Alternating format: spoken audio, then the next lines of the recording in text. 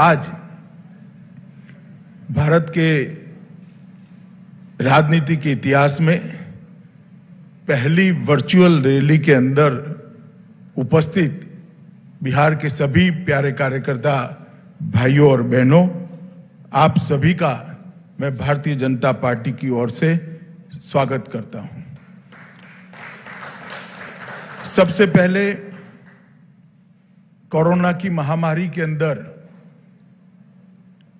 जिन लोगों ने देश और विश्व में अपनी जान गंवाई है, वो सभी के परिवारजनों के प्रति मैं संवेदना व्यक्त करता हूं और ईश्वर को प्रार्थना करता हूं कि जिनकी जान गई है वो सभी को अपने शरण में ले और चीर शांति उनको प्रदान करें।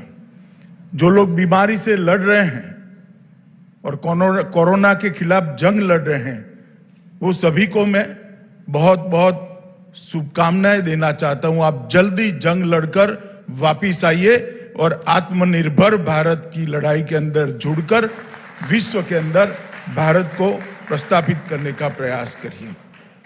और वो करोड़ों कोरोना वॉरियर को भी मैं सलाम करना चाहता हूं कि जिनके परिश्रम के कारण, जिनके बलिदान के कारण, जो अपनी जान जोखिम में डालकर सेवा का व्रत हाथ में लिए हुए हैं, वो हजारों स्वास्थ्यकर्मी, लाखों पुलिसकर्मी और जो अपनी अपनी जगह पर सेवा का भेख लेकर कोरोना की लड़ाई लड़ रहे हैं, वो सभी को मैं मन से सलाम कर उनके समर्पण और सेवा को एक्नॉलेज करना चाहता हूं। मित्रों, मैं बिहार की जनता का भी बहुत बहुत धन्यवाद करना चाहता हूं, क्योंकि यही बिहार की जनता है जिसने 2014 में भी मोदी जी के नेतृत्व में एनडीए को जनादेश लिया और 2019 में भी मोदी जी के नेतृत्व में एनडीए को जनादेश देकर दूसरी बार पूर्ण बहुमत की भारतीय जनता पार्टी की सरकार बनाई। ये बिहार की ही भूमि है जहां सबसे पहले लोकतंत्र का अनुभव दुनिया को हुआ, जहां महान मगध साम्राज्य का नींव डाला गया, जिसने अफगानिस्तान से लेकर लंका तक एक अखंड भारत की कल्पना को साकार किया। बुद्ध और महावीर की ये भूमि, चंद्रगुप्त और चाणक्य की भूमि, समुद्रगुप्त और कुमार देवी की ये भूमि ने हमेशा भारत का नेतृत्व किया है। और जब कभी भी भारत के मूल्यों के साथ खिलवाड़ हुआ, लोकतांत्रिक मूल्यों के साथ खिलवाड़ हुआ, बिहार की जनता से ही बिगुल बजा और फिर एक बार भारत विजय के रास्ते पर प्रशस्त हो गया। आजादी के लड़ाई में बिहार के नेता बाबू जगजीवन राम जी, राजेंद्र बाबू, जयप्रकाश नारायण, श्री बाबू, इस सब के योगदान को हम कैसे भुला सकते हैं। और आजादी के बाद भी जब कांग्रेस पार्टी की नेता श्रीमती इंदिरा गांधी ने आपातकाल डालकर लोकतंत्र का गला घोंटने का प्रयास किया, ये बिहार की जनता ने ही जेपी के नेतृत्व में आंदोलन कर फिर से एक बार लोकतंत्र को प्रस्थापित करने का काम किया था। आज मैं जॉर्ज साहब और राम मनोहर लोहिया जी को भी याद करूंगा, क्योंकि ये दोनों की कर्मभूमि भी बिहार रही है। ये बिहार की भूमि ने भ्रष्टाचार, परिवारवाद, वंशवाद के खिलाफ हमेशा लड़ाई लड़ी और सामाजिक न्याय के झंडे को हमेशा के लिए बुलंद किया। मित्रों, आज मैं जब आपके सामने ये वर्चुअल रैली के माध्यम से आपके सामने बात कर रहा हूं, कुछ लोगों ने अभी थाली बजाकर ये रैली का स्वागत किया है। मुझे अच्छा लगा कि देर सवेर मोदी जी की अपील को उन्होंने माना और कोरोना के खिलाफ थाली बजाकर जंग के अंदर वो जुड़ गए। कुछ लोगों ने इसको बिहार की चुनावी सभा कहकर कहा। मैं ये सभी वक्र दृष्टा लोगों को कहना चाहता हूं, इस रैली का चुनाव से कोई स्नान सूतक का संबंध नहीं है। ये भारतीय जनता पार्टी है जो लोकतंत्र में विश्वास रखती है। भारतीय जनता पार्टी है जो जनतंत्र में विश्वास रखती है, जनसंवाद में विश्वास रखती है, जनसंपर्क में विश्वास रखती है। अब जब कोरोना की महामारी के सामने हम सब लड़ रहे हैं, कैसे संपर्क हो सकता है? तो क्या सब अपने घर पे बैठे रहे? हम जनसंपर्क का हमारा संस्कार गंवा दे? हम जनसंपर्क के संस्कार को बचाए रखना चाहते हैं। मैं जगत प्रकाश नड्डा जी, भारतीय जनता पार्टी के राष्ट्रीय अध्यक्ष जी को बहुत बहुत बधाई देता हूं कि 75 वर्चुअल रैली के माध्यम से देश भर की जनता का हर मंडल तक संपर्क करने का उन्होंने जरिया प्रदान किया है। और ये रैली कोई चुनावी रैली नहीं है। ये रैली कोई राजनीतिक दल के गुणगान गाने की रैली नहीं है। ये वर्चुअल रैली है देश की करोड़ों की जनता को कोरोना के खिलाफ जंग के अंदर जोड़ने के लिए उनके हौसले बुलंद करने की रैली है। ये रैली है आत्मविश्वास से भरपूर, आत्मनिर्भर, जगमगाता भारत बनाने के नरेंद्र मोदी के आह्वान के साथ देश की जनता को जोड़ने की रैली है। जो वक्रदृष्टा लोग इसमें भी राजनीति देखना चाहते हैं, मैं उनको पूछना चाहता हूं, किसने रोका है भैया आपको? दिल्ली में बैठकर मौज करने की बजाय पटना से दरभंगा तक एक वर्चुअल रैली ही कर लेते। किसने रोका था? मगर मैं इन पर ज्यादा समय जाया करना नहीं चाहता।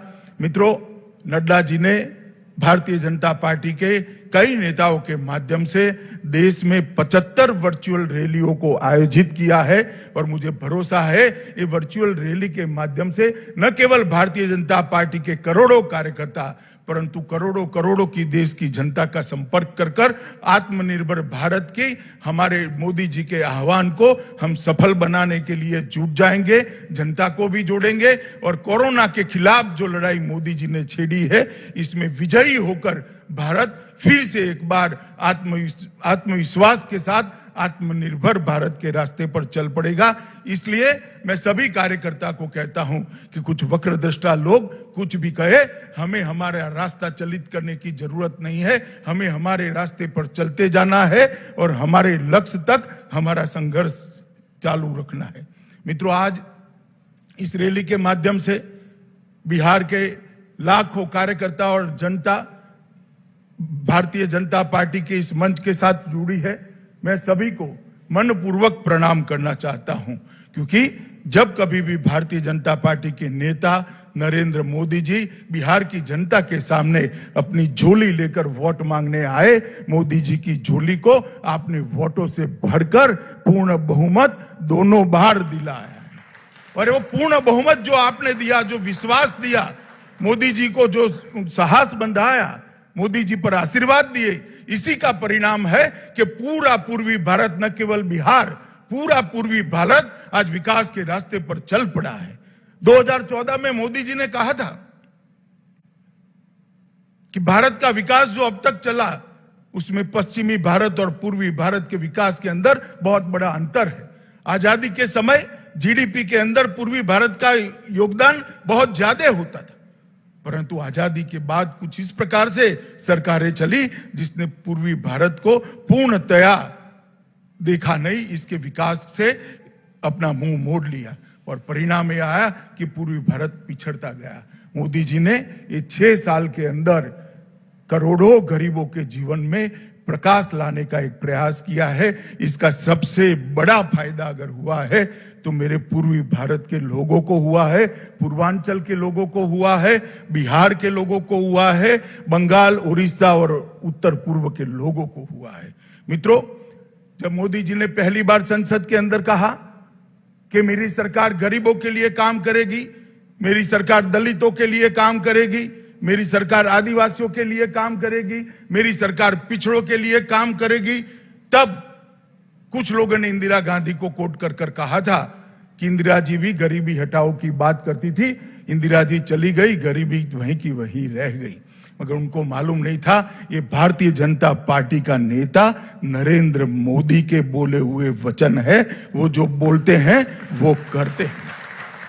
और आज देखते देखते आयुष्मान भारत के तहत देश के 50 करोड़ लोगों को 5 लाख तक की सारी स्वास्थ्य सुविधाएं फ्री ऑफ कॉस्ट देने का काम नरेंद्र मोदी जी ने कर 50 करोड़ लोगों के जीवन में एक उजास भरने का काम किया है, उजाला भरने का काम किया है। आज 50 करोड़ लोग, चाहे छोटा बच्चा बीमार पड़ जाए, बूढ़ी माँ बीमार पड़ जाए, बूढ़े पिताजी बीमार पड़ जाए, उसको चिंता नहीं है कहीं से लोन लेंगे साहूकार के, वहां से कुछ पैसा जमीन गिरो कर ले आएंगे, अपना मकान गिरो कर ले आएंगे, वो जरूरत ही नहीं है।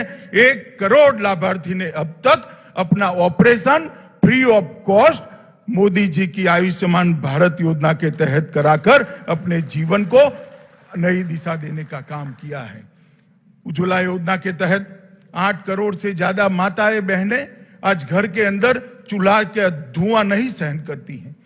कोई बुरी आदत न होने के बावजूद 400 सिगरेट जैसा जितना धुआं हमेशा उनके फेफड़े के अंदर चला जाता था और अकाल ही वो अपने आयुष्य को समाप्त करती थी। मोदी जी ने 8 करोड़ गरीब माताओं के घर में गैस का सिलेंडर भेजकर उनके घरों को धुएं से मुक्त करने का काम किया है। हमारे बिजली मंत्री यहां बैठे हैं।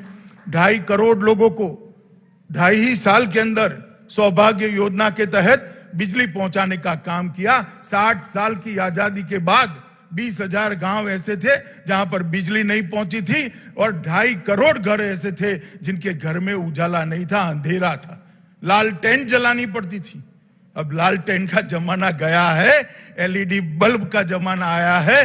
2.5 करोड़ गरीबों के घर में आज एलईडी बल्ब जगमगा रहा है, उनके जीवन को भी जगमगा रहा है। कई माताएं बहनें बच्चियां घर में शौचालय न होने के कारण अपने आप को शर्मसार महसूस करती।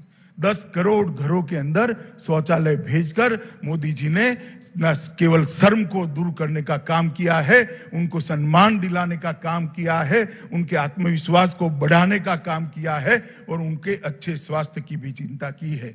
प्रधानमंत्री आवास योजना के तहत हमने लक्ष्य रखा है, जब भारत आजादी की 75वीं सालगिरह मनाएगा, इस देश में कोई भी व्यक्ति ऐसी नहीं होगी जिसके पास घर नहीं होगा।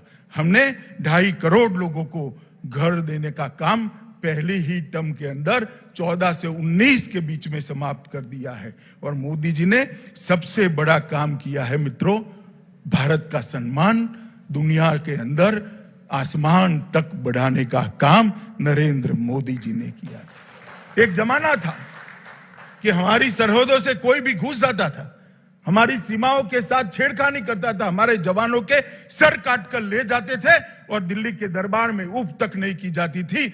हमारे समय में भी उरी हुआ, पुलवामा हुआ, मगर ये नरेंद्र मोदी सरकार थी, भारतीय जनता पार्टी की सरकार थी।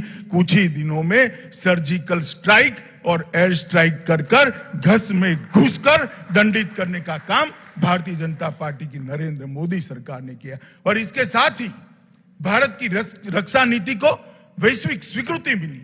पूरा दुनिया ये मानने लगा कि अमेरिका और इजराइल के बाद अगर कोई देश अपनी सीमाओं की रक्षा करने के लिए सक्षम है तो उसमें तीसरा नाम हमारे महान भारत का जोड़ने का काम किया। और नरेंद्र मोदी जी ने सबका साथ सबका विकास के साथ हमारी सीमाओं को भी सुरक्षित किया और कई ऐसे काम किए जिसके माध्यम से दुनिया में देश को सम्मान मिला। आपने दोबारा जनादेश दिया, फिर से मोदी सरकार बनी, ज्यादा सीटों से बनी, ज्यादा बहुमत के साथ बनी, एनडीए के साथियों को भी सीट ज्यादा मिली और एक 19 से नई पारी की शुरुआत हुई। मित्रों, कई ऐसे मसले थे जिसको 70 साल से कोई छूने की हिम्मत नहीं करता था। वो मसले देश की एकता, अखंडितता और देश की सुरक्षा के साथ जुड़े हुए थे। नरेंद्र मोदी जी ने 5 अगस्त को धारा 370 और 35 को समाप्त कर कश्मीर को हमेशा के लिए भारत के साथ जोड़ने का काम किया। और भारत का बच्चा मित्रों, भारत का बच्चा इस बात पर गर्व कर रहा है कि 3 पीढ़ियों से कहते थे जहां हुए बलिदान मुखर्जी वो कश्मीर हमारा है, वो महज नारा नहीं था, आज कश्मीर हमारा हो चुका है। वो बात को मोदी जी ने सबको। ट्रिपल तलाक एक ऐसा मसला था, करोड़ों मुस्लिम माताएं और बहनें अपने आप को अपमानित महसूस करती थी, उनको उनका अधिकार नहीं मिलता था। वोट बैंक की लालच के कारण कोई इसको ट्रिपल तलाक को हटाने की हिम्मत नहीं करता था। 19 की सरकार शुरू होते ही रविशंकर भाई यहां बैठे हैं, बिल लेकर आए और राज्यसभा लोकसभा में दोनों के अंदर मोदी जी ने ट्रिपल तलाक को तलाक देने का काम कर करोड़ों मुस्लिम महिलाओं को सम्मान के साथ जीने का काम दिया। राम जन्मभूमि करोड़ों लोग न केवल भारत में, दुनिया भर में चाहते थे कि जहां पर प्रभु श्री राम का जन्म हुआ था वहीं पर एक भव्य राम मंदिर का निर्माण हो। 150 साल से मसला अदालतों के अंदर इधर उधर घूमता रहता था, क्योंकि सरकारों की मंशा ही नहीं थी कि ये मसला अपने अंजाम तक पहुंचे। नरेंद्र मोदी सरकार आई, सरकार ने सटीक पक्ष रखा, जजमेंट आ गया, श्री राम जन्मभूमि निर्माण का रास्ता प्रशस्त हुआ और मोदी जी ने पिछले ही सत्र के अंदर श्री राम जन्मभूमि के लिए एक ट्रस्ट बनाकर राम जन्मभूमि निर्माण का रास्ता प्रशस्त किया।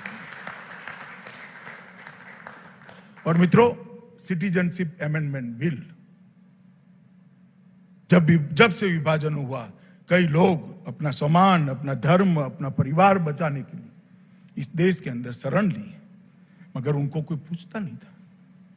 वादा था उस वक्त हमारा कि आपको सम्मान मिलेगा, आपको नागरिकता मिलेगी, समान व्यवहार मिलेगा, हम आपको अपना मानेंगे, मगर वो लोगों के साथ वहां तो अन्याय हुआ ही हुआ, इसके साथ साथ यहां पर भी अन्याय हुआ।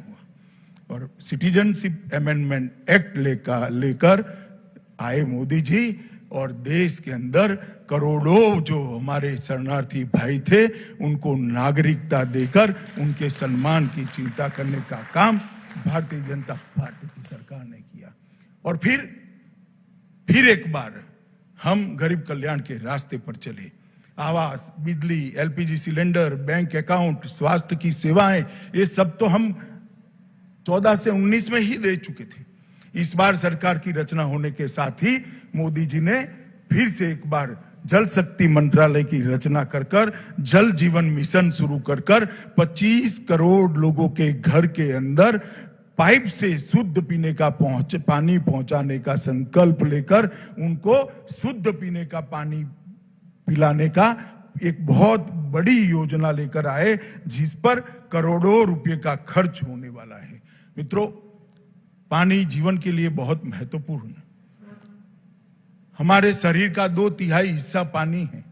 अगर पानी ही दूषित है, पानी ही फ्लोराइड युक्त है, तो शरीर स्वस्थ नहीं रह सकता। जो मेट्रो शहरों में रहते हैं और बोतल का पानी पीते हैं, शुद्ध पानी पीते हैं, इनको ये पीड़ा की मालूमात नहीं पड़ेगी।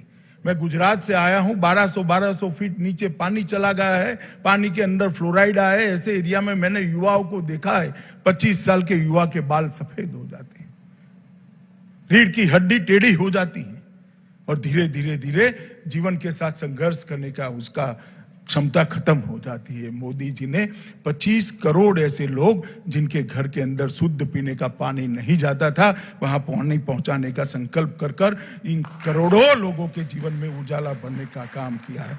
प्रधानमंत्री किसान सम्मान निधि, कांग्रेस के नेता राहुल गांधी चुनाव में बहुत जोर से बोलते थे। उनका एक स्टाइल है, उनको किसी एनजीओ ने कहा है जोर से बोलने से ज्यादा वोट मिलते हैं, हमेशा जोर से बोलते हैं। और कहते थे किसानों का कर्ज माफ करो, कर्ज माफ करो। मैं उस वक्त भी उनको कहता था कि भाई कितना कर्ज माफ किया आपने, कितना कर्ज माफ किया? तो 10 साल उनकी सरकार रही, 3 करोड़ किसानों के उन्होंने 60,000 करोड़ रुपया कर्ज माफ किया। दावा है, कितना हुआ मेरे पास हिसाब किताब नहीं है, मैं इसमें जाना, उनको सच मान लेते हैं कि 3.5 करोड़ लोगों का 60,000 करोड़ रुपए का कर्ज माफ हुआ। मोदी जी ने किसान सम्मान निधि के माध्यम से 9.5 करोड़ किसानों को 72,000 करोड़ रुपया सीधा इसके बैंक अकाउंट में डाला और अब ये हमेशा के लिए जाने लगा। आपने 10 साल के अंदर 3.5 करोड़ किसानों के लगभग 60,000 करोड़ रुपया दिया। हम हर साल की 9.5 करोड़ किसानों को 6,000 रुपया देने वाले हैं। मित्रों, किसान, मजदूर, छोटे दुकानदार, असंगठित क्षेत्र के मजदूर, इनके लिए पेंशन की योजना शुरू की। छोटे व्यापारियों के लिए व्यापारी बोर्ड का गठन किया। CDS, chief of defence staff, इसकी चर्चा तो बहुत होती थी, किसी में हिम्मत नहीं थी इसको करने की। सभी सेनाओं को, तीनों हमारे विंग को विश्वास में लेते हुए सीडीएस की रचना की और आज सीडीएस काम कर रहे हैं। 1 रैंक 1 पेंशन का वादा भी पहली ही टर्म में हमने समाप्त कर दिया था और लगभग 400 नए एकलव्य आवासीय विद्यालय आदिवासी बच्चों के लिए बनाने का संकल्प नरेंद्र मोदी जी ने दिया। मित्रों, एक बात बहुत सुर्खियों में नहीं आई है। कांग्रेस सरकार आरसेप की चर्चा चालू कर गई थी। आरसेप क्या व्यापार करार होता तो आज हमारा छोटा व्यापारी, छोटा उद्यमी, एमएसएमई, किसान, मछली पकड़ने वाला मछुआरा, ये सब तबाह होने वाले थे। नरेंद्र मोदी जी ने दृढ़ता के साथ निर्णय किया, जो मेरे छोटे किसान के हित का नहीं, जो मेरे छोटे व्यापारी के हित का नहीं, जो मेरे छोटे उद्यमी के हित का नहीं है, जो मेरे मछुआरे के हित का नहीं है, इसके साथ भारत कभी जा नहीं सकता। और हमने आरसेप से अपने आप को अलग कर भारत के सम्मान को फिर से एक बार दुनिया के पटल पर रखने का काम किया और आरसेप समझौते से बाहर निकले। मित्रों, अभी ढेर सारा विपक्ष कोरोना के काल के अंदर, अभी मैंने टीवी पर देखा, थाली बजा रहे थे मोदी जी की अपील पर। मैं सबको कहना चाहता हूं कि आप नुक्स निकालते हैं। कोई यहां से स्वीडन का इंटरव्यू लेता है, कोई यहां से किसी का इंटरव्यू लेता है, कोई अमेरिका में इंटरव्यू लेता है, मगर मोदी जी ने पूरे भारत को जोड़कर एक मजबूत लड़ाई, वैश्विक महामारी के खिलाफ लड़ने का नेतृत्व प्रदान किया। मित्रों, मैंने लाल बहादुर शास्त्री जी के बाद कोई भी ऐसा नेता नहीं देखा है जिसकी अपील पर पूरा देश एकजुट होकर आ जाए। जनता कर्फ्यू भारत के लोकतांत्रिक इतिहास के अंदर स्वर्णिम अक्षरों में लिखा जाएगा कि देश के एक नेता की अपील पर कोई पुलिस बल का उपयोग किए बगैर पूरे देश ने घर के अंदर रहकर अपने नेता की अपील का सम्मान किया। चाहे उन्होंने थाली और घंटी बजाने का कहा, चाहे दिया जलाने का कहा, चाहे सेना के जवानों ने आकाश के अंदर उड़कर सभी कोरोना वॉरियर का सम्मान करने के लिए आसमान से पुष्प बरसाने की बात करी। ये सब कर मोदी जी ने, कुछ लोगों ने इसको राजनीतिक प्रोपोगंडा कहा, मगर जो कह रहे हैं वो वक्रदृष्टाओं को मालूम नहीं है कि राजनीतिक प्रोपोगंडा नहीं है, ये देश को एक बनाने की मुहिम है। और मैं आज सभी कार्यकर्ताओं को, सभी बिहार की जनता को कहने आया हूं कि अब तक राष्ट्रीय महामारियां जब आती थी, कुदरती आपदाएं आती थी, सिर्फ सरकारें इसके खिलाफ लड़ती थी। ये पहली राष्ट्रीय महामारी ऐसी है, कुदरती आपदा है, जिसमें सरकार तो लड़ी ही लड़ी, सरकार का नेतृत्व लड़ा ही लड़ा, इसके साथ 130 करोड़ भारतीय एकजुट होकर एक राष्ट्र, एक जन, एक मन, ये नारों को चरितार्थ करने का काम नरेंद्र मोदी जी ने किया। और मित्रों, इसी का परिणाम है कि विश्व के आंकड़े देखते हैं तो इतने बड़े 130 करोड़ की आबादी के इतने बड़े आकार वाले अपने महान देश को बहुत सुरक्षित महसूस करते हैं। कई सर्वे हुए, कोई कहता है 84% लोगों ने देश के स्वागत किया, मोदी जी की सराहना की है, कोई कहता है 94% लोगों ने किया है।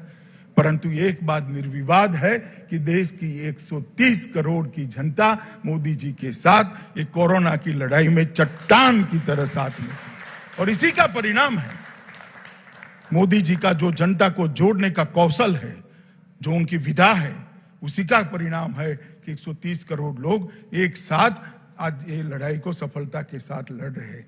मित्रों, मैं बिहार के कार्यकर्ताओं के सामने हूं, बिहार की जनता के सामने हूं।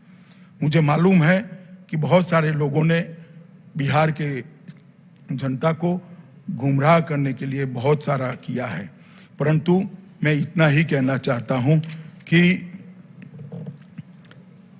बिहार अपने आप को इस सब बातों से अलग रखे। बिहार की जनता और विशेषकर प्रवासी मजदूर अपने आप को इन बातों से अलग रखें। पूरा देश आपका सम्मान करता है। मैं आज इस मंच से कहना चाहता हूं, इस मंच से एक्नॉलेज करना चाहता हूं, देश का कोई भी हिस्सा हो, चाहे मुंबई हो, दिल्ली हो, हरियाणा हो, गुजरात हो, कर्नाटक हो, तमिलनाडु हो, जो विकसित है इसकी नींव में जाएंगे तो मेरे बिहार के प्रवासी मजदूर के पसीने की महक आती है। बिहार के व्यक्ति का पसीना इस देश के विकास की नींव में पड़ा है। ये जो लोग अपमानित करते हैं उनको मालूम नहीं है कि बिहार के प्रवासी मजदूर का जज्बा क्या है। वो एनालिसिस नहीं कर पाते हैं कि मोदी जी ने प्रवासी मजदूरों को सुरक्षित रखने के लिए कितना काम किया है। जब से कोरोना की महामारी आई, सब जिलों के अंदर अभी स्वास्थ्य की व्यवस्थाएं नहीं बनी थी।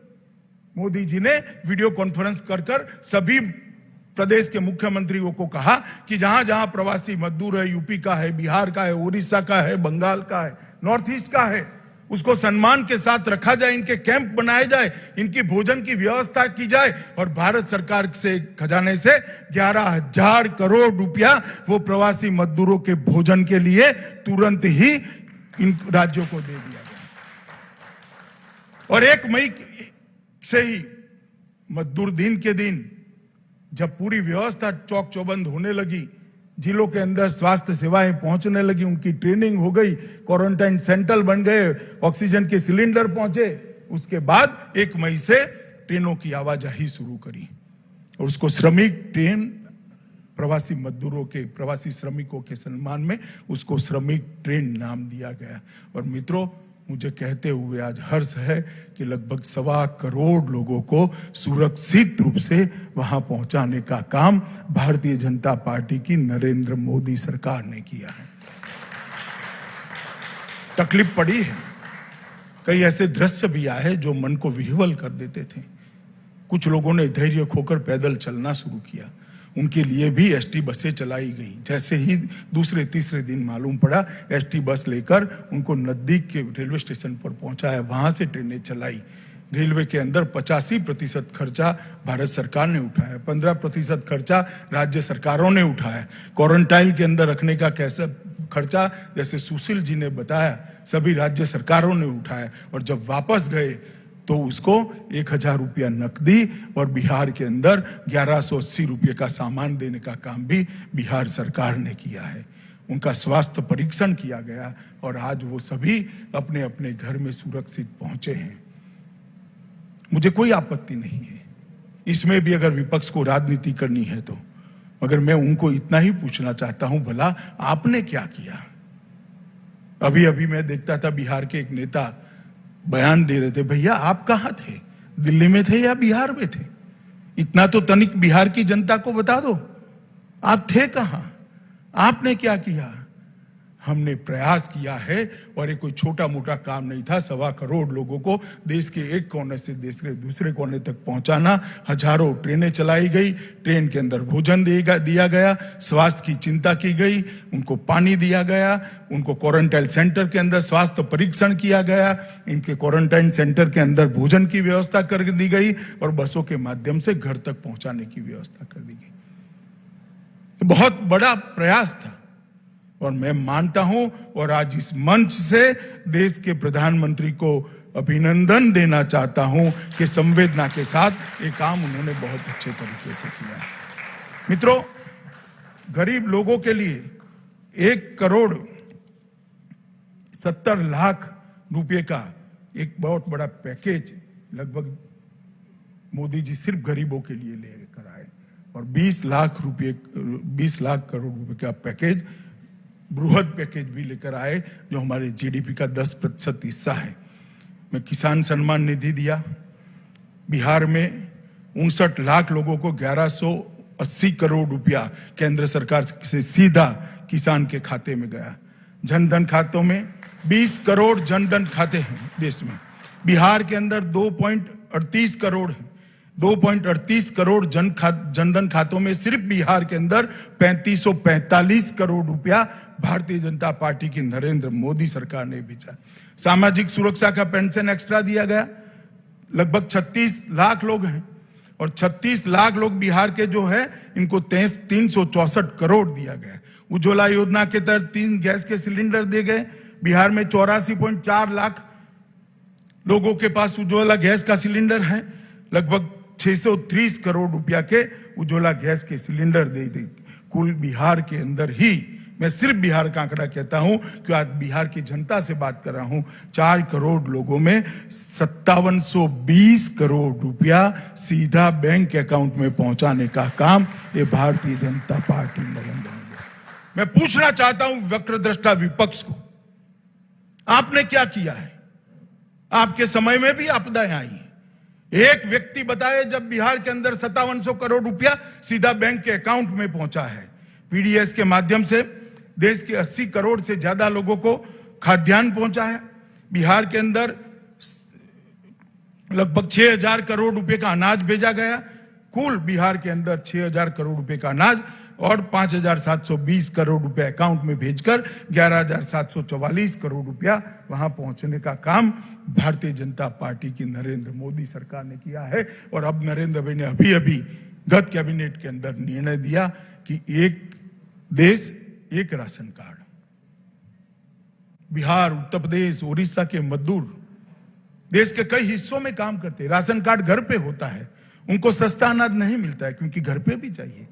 बूढ़ी माँ वहां है, बूढ़ा बाप वहां है, बच्चे वहां है, पत्नी वहां है, उसको भी चाहिए मगर उसको नहीं मिलता। वो अपना पेट काटकर महंगा अनाज लेकर खाता है। अब हमने कर दिया कि एक देश एक राशन कार्ड में बिहार में भी परिवार राशन उठा पाएगा और वो सूरत में रहकर, मुंबई में रहकर भी अपने हिस्से का राशन ले पाएगा। दोनों जगह मोदी जी का सस्ता नहीं। ये जिन डिजिटल इंडिया की जो कल्पना की है वो इसी का नतीजा है।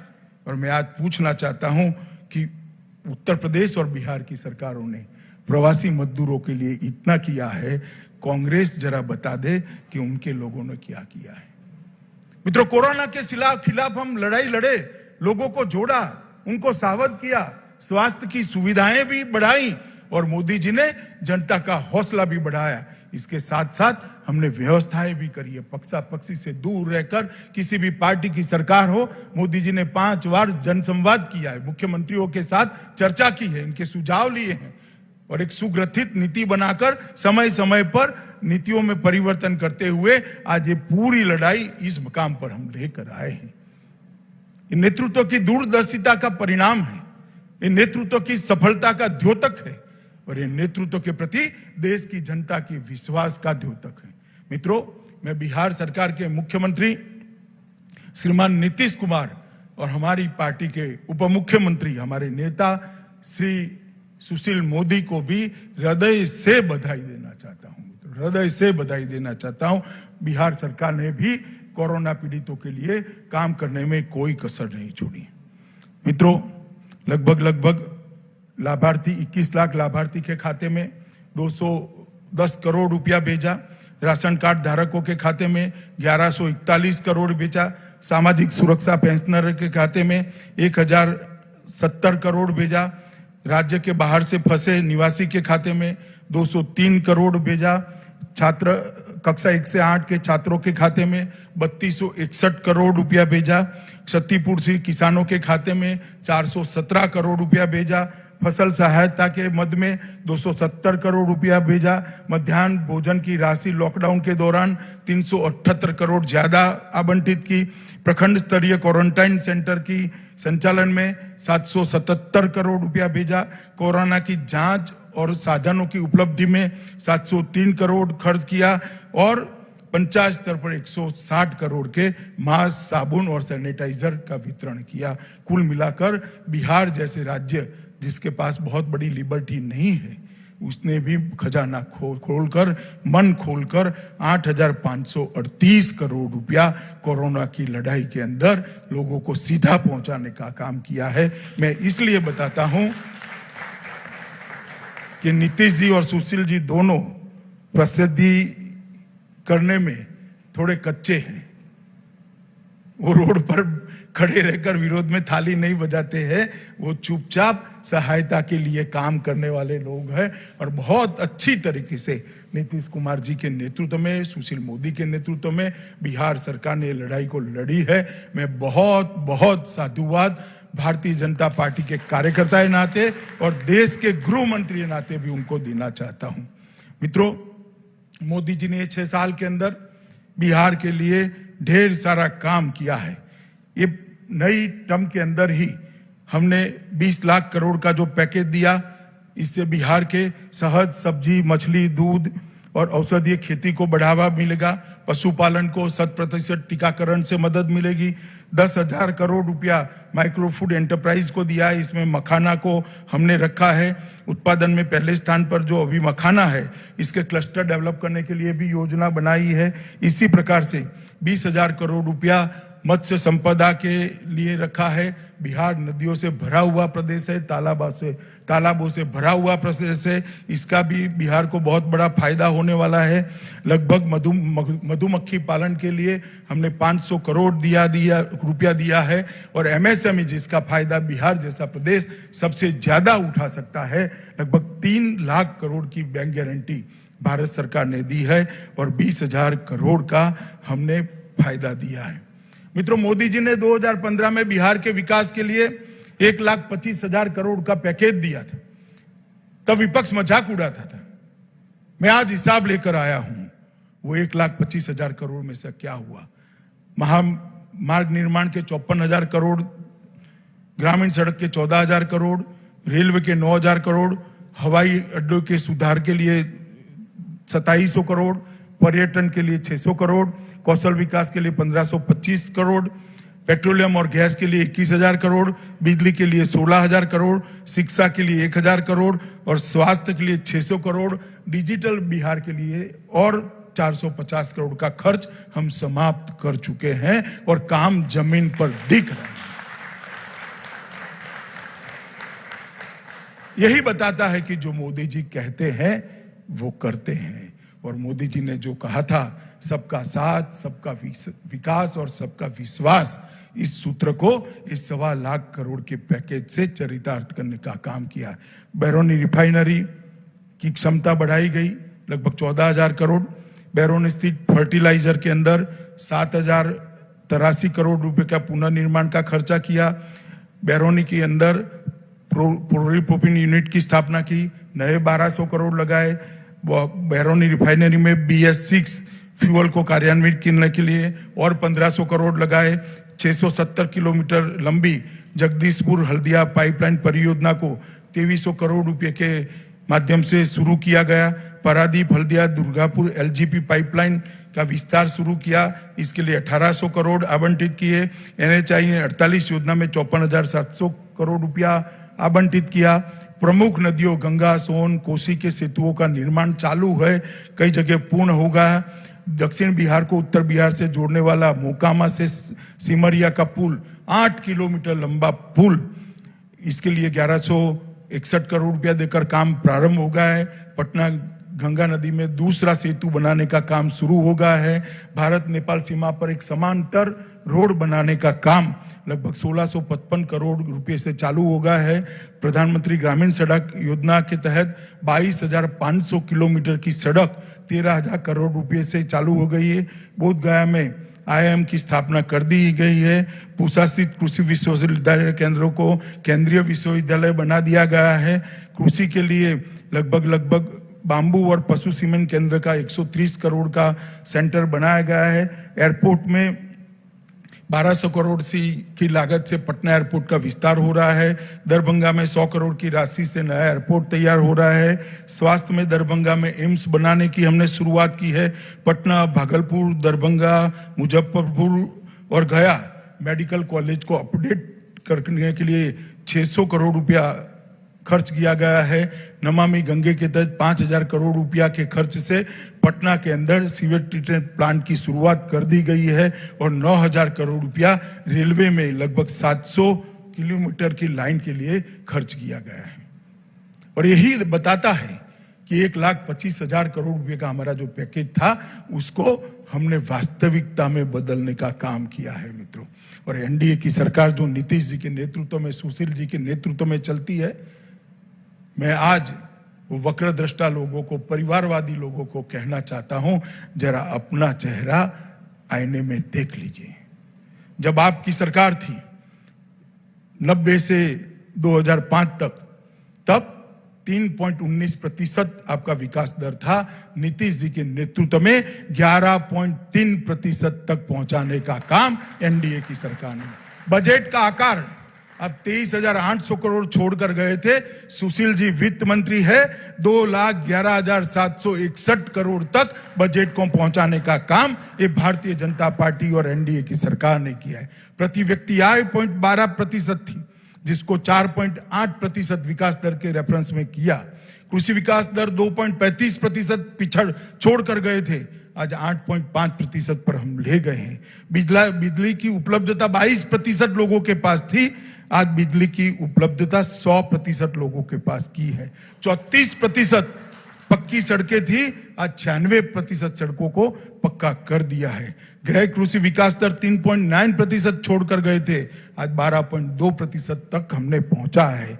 पूंजीगत व्यय 3340 करोड़ तक सीमित था, आज 21,058 करोड़ रुपया पूंजीगत व्यय करने का काम एनडीए की सरकार ने किया है। और राजकोषीय घाटा 6.2% आप कर गए थे, हमने उसको काबू में लेते हुए 2.7% पर लिया है। औद्योगिक विकास दर नेगेटिव था, औद्योगिक विकास दर को हम 17% तक लेकर आए। और मैं सभी को कहना चाहता हूं, हम लालटेन युग से एलईडी युग तक आए हैं। लूट एंड ऑर्डर से लॉ एंड ऑर्डर तक की यात्रा हमने काटी है। लाठी राज से कानून राज तक आए हैं, जंगल राज से जनता राज तक पहुंचे हैं, बाहुबल से विकास बल तक पहुंचे हैं, और चाला घोटाले से डीबीटी तक की यात्रा नरेंद्र मोदी जी ने सफलतापूर्वक काटी। और लालू जी की पार्टी को मैं कहना चाहता हूं कि जिस प्रकार से हमने विकास का एक नया मार्ग प्रशस्त किया है, इसके लिए आपके पास कोई आंकड़े हो तो जरूर बताइएगा। मित्रों, बिहार के अंदर, देश के अंदर मोदी जी के नेतृत्व में, भारतीय जनता पार्टी के नेतृत्व में एनडीए ने भ्रष्टाचार, तुष्टीकरण और परिवारवाद को समाप्त कर रख दिया है। जातिवादी राजनीति को हमने हमेशा के लिए पूरा करने का काम ये भारतीय जनता पार्टी की सरकार ने किया है। मित्रों, भाजपा की शक्ति संगठन है। मैं भाजपा के सभी कार्यकर्ताओं को कहना चाहता हूं, मोदी जी का आह्वान है, जब तक कोरोना के खिलाफ लड़ाई चल रही है, सेवा ही हमारा संगठन है। ये मंत्र के साथ हर कोरोना पीढ़ी के साथ हम लगे, इसकी सेवा में लगे, जागरूकता बनाएं और जन जन को ये लड़ाई के साथ जोड़ने का काम करें। मित्रों, आने वाले दिनों में बिहार में चुनाव है। मुझे भरोसा है कि श्री नीतीश कुमार के नेतृत्व में 2/3 बहुमत के साथ एनडीए की सरकार बनेगी। परंतु अभी समय राजनीति करने का नहीं है। हम सब मोदी जी के नेतृत्व में कोरोना के खिलाफ जंग के अंदर लग जाए, जंग में जुड़े और आत्मविश्वास से जगमगाता आत्मनिर्भर भारत बनाने के हमारा जो मोदी जी का आह्वान है, वो आह्वान को सफल करने के लिए तन मन धन से अनेक महीनों तक काम करने का हम संकल्प ले। यही आप सबसे अभ्यर्थना है। आप सभी को भी पहली वर्चुअल रैली के अंदर शामिल होने की बहुत बहुत बधाई और आप सबको भी बहुत बहुत शुभकामनाएं। धन्यवाद।